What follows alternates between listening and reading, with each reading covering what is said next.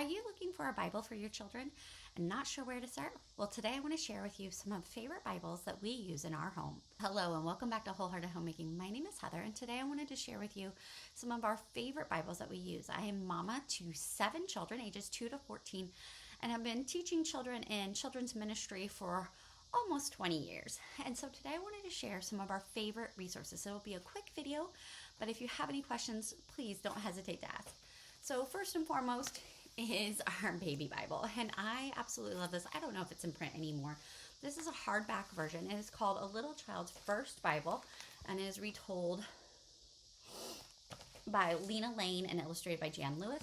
I've gotten, this is actually our second copy. My oldest loved our first copy literally to death. She took it to bed with her every single night and would wake up reading it. I love this because of the way that it treats the Easter story at the end. Also, it is a board book. It is very durable for the most part, unless you have a child who is very interested in the Bible stories. But it doesn't shy away from the sacrifice of Christ, and it also makes sure that you know the true gospel in a very simplified way and goes through many major Bible stories. And so this has been a family favorite for many years and one that I try to get for people whenever they are looking. After they have read through that, maybe they're getting a little older, the next one they're going to do is Preschool Bible by V. Gilbert Beers. And you can see ours is well loved also and is falling apart and taped up many times. And let me try that again. Okay, so you're going to have a lot of pictures, and stories are about 1 to 2 pages long. It's not much writing, but it's a little bit longer for preschoolers. This one also does a wonderful job of going through, and it also has a great way of telling the gospel. Some of my problems with children's Bibles is that they hide away sin and shame, or they don't clearly describe the gospel story of what Jesus really did and dying on the cross to take our sins away. And this one does a wonderful job of doing it in a way that is not gruesome or violent, but still does a great way of explaining who Jesus is and what he did. And so I highly recommend this for the next age up. By about that time, we're getting ready for kindergarten, preschool, and this is what we have decided to move on to, which is the biggest Bible story Bible book. Oh, I'm always saying that right. The biggest story Bible storybook. It's really too long a title, but it is wonderful, and I have really loved going through this with my 5, now 6-year-old. We had used another version, but I had some issues with the author.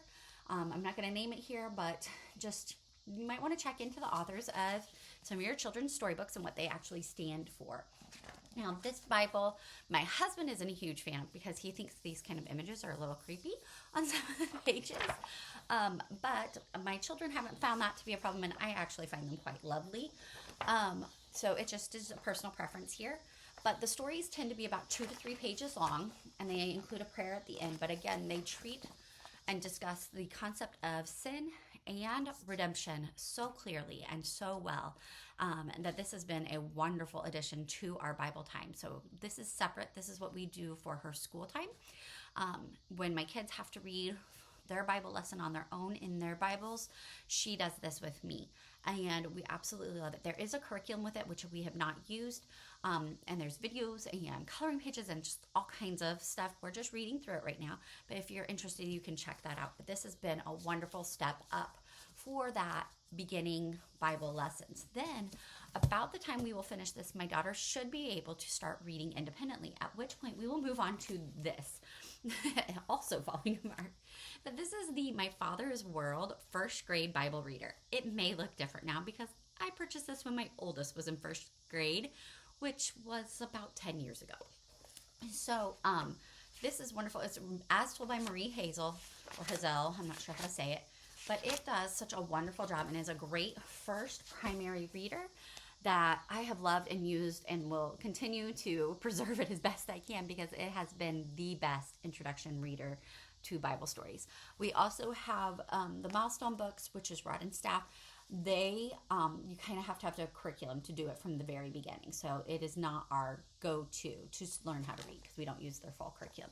But it starts here, and then by the end, you will see they are starting to be able to read.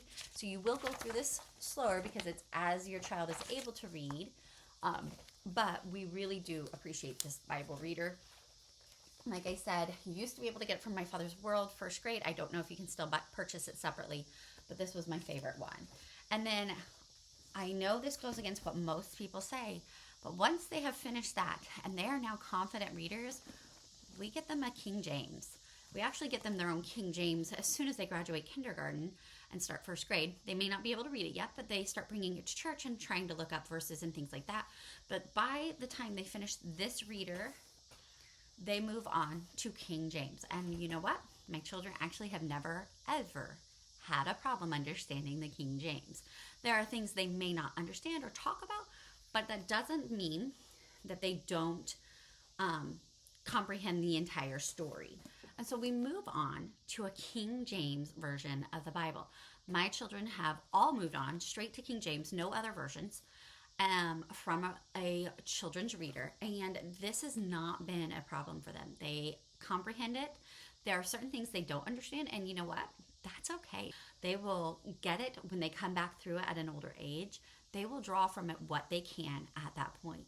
And I'm very grateful for that. And I love that because we were able to read King James and to read about Isaac and Rebecca. And if you haven't read that in Genesis, you might go look. It's a little explicit if you know what all the words mean. If you don't know what the old-fashioned words mean, then you just read it and you go on to the next part of the story. And you tell about how much he loves her and that they got married and that they started having children. You don't know the explicit things because the King James actually makes it very modest. And so my children then go on to King James, and that is all we have ever used and will continue to use. And it just works well. There are words that they're going to need help with because you won't come across them anywhere else, but they can figure it out and they can comprehend it. And so don't shy away from giving your child, who is now a confident reader, an actual Bible.